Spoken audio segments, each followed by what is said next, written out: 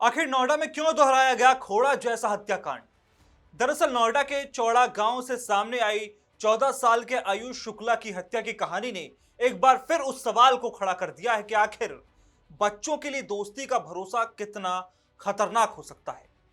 परिवार का आरोप है कि आयुष को उसके ही जानने वाले लड़के जन्मदिन की पार्टी के बहाने घर से बुलाकर ले गए और फिर उसकी हत्या कर दी। करीब 6 दिन बाद उसका शव जंगल में मिला। मामले में सबसे ज्यादा संवेदनशील बात यह है कि परिवार ने आरोपियों को मुस्लिम समुदाय से बताया है और हत्या को सांप्रदायिक रंग देने वाले गंभीर आरोप लगाए हैं। लेकिन पुलिस की जांच में अभी तस्वीर पूरी तरह अलग है। पुलिस का कहना है कि मृतक और संदिग्ध एक दूसरे को जानते थे और उनके बीच पैसों को लेकर विवाद हुआ था। पोस्टमार्टम में भी शरीर पर ऐसी स्पष्ट बाहरी चोट नहीं मिली है जिससे चाकू से हत्या की पुष्टि हो सके। विसरा सुरक्षित रखकर फॉरेंसिक जांच के लिए भेजा गया है। आयुष शुक्ला, जिसे कुछ रिपोर्टों में 13 और कुछ में 14 साल का बताया गया है, सेक्टर 20 इलाके में रहता था और पढ़ाई करता था। परिवार के मुताबिक 16-17 अगस्त को उसका एक दोस्त उसे जन्मदिन की पार्टी के बहाने घर से बुलाकर ले गया।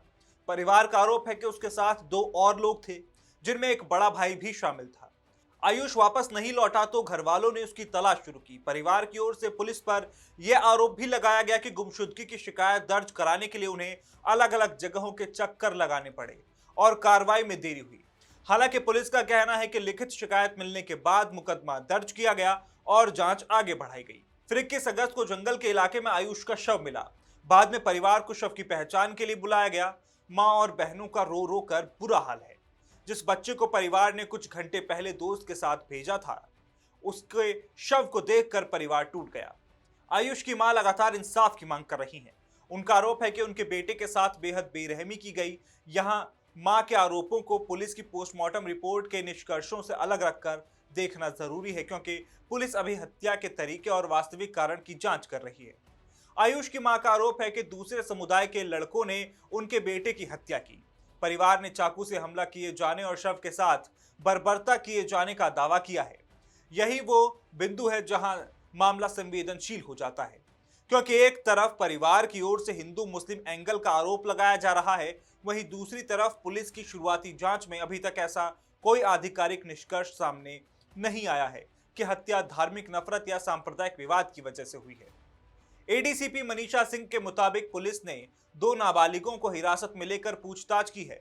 पुलिस के मुताबिक मृतक और संदिग्ध एक दूसरे को जानते थे और उनके बीच पैसों को लेकर विवाद हुआ था, जिसके बाद मारपीट हुई। पोस्टमार्टम में शरीर पर कोई स्पष्ट बाहरी चोट नहीं मिली और मौत के कारण की पुष्टि के लिए विसरा सुरक्षित किया गया है। यानी फिलहाल इस केस में 2 अलग अलग तस्वीरें सामने आई हैं। परिवार इसे दूसरे समुदाय के लड़कों द्वारा की गई हत्या बता रहा है, जबकि पुलिस की शुरुआती जांच पैसों के विवाद और मारपीट की तरफ इशारा कर रही है। आखिरकार सच जांच और फॉरेंसिक रिपोर्ट से ही साफ होगा। नोएडा की इस घटना के बाद मई 2026 का गाजियाबाद का खोड़ा कांड भी याद आ रहा है। वहां 17 साल के सूर्य प्रताप चौहान की हत्या ने पूरे इलाके में तनाव पैदा कर दिया था। सूर्य की हत्या 28 मई को खोड़ा इलाके में हुई थी। रिपोर्ट्स के मुताबिक वो अपने दोस्त असद के इलाके में बकरीद के न्योते के बाद गया था।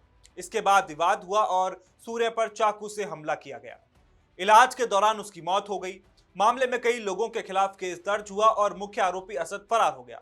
बाद में असद को पुलिस ने एनकाउंटर में मार गिराया। उस कार्रवाई के बाद सूर्य की मां ने बाकी आरोपियों के खिलाफ भी कड़ी कार्रवाई की मांग की थी। दोनों मामलों में जो सबसे कॉमन चीज है वो ये कि पीड़ित नाबालिग या फिर किशोर अपने जानने वालों के साथ संपर्क में थे और घटना से पहले दोस्ती या बुलावे का पहलू सामने आया। खोड़ा के सूर्य केस में पुलिस की कार्रवाई काफी आगे बढ़ चुकी है। मुख्य आरोपी असद की मुठभेड़ में मौत हुई और बाकी आरोपियों पर कार्रवाई हुई। वहीं नोएडा के आयुष केस में अभी जांच शुरुआती चरण में है। यहां पुलिस ने 2 नाबालिगों को हिरासत में लिया है और उनसे पूछताछ की जा रही है। पुलिस का कहना है कि मौत की असली वजह और घटनाक्रम को फॉरेंसिक जांच के जरिए स्पष्ट किया जा रहा है। इसीलिए नोएडा की घटना को लेकर अब सबसे बड़ा सवाल यही है कि आयुष की मौत आखिर कैसे हुई। क्या यह पैसे के विवाद के बाद हुई मारपीट का मामला है, जैसा कि पुलिस कह रही है, या फिर परिवार के आरोपों में कोई और सच्चाई है? इन सवालों का जवाब जांच पूरी होने के बाद ही मिल पाएगा। फिलहाल एक मां अपने बेटे को खो चुकी है।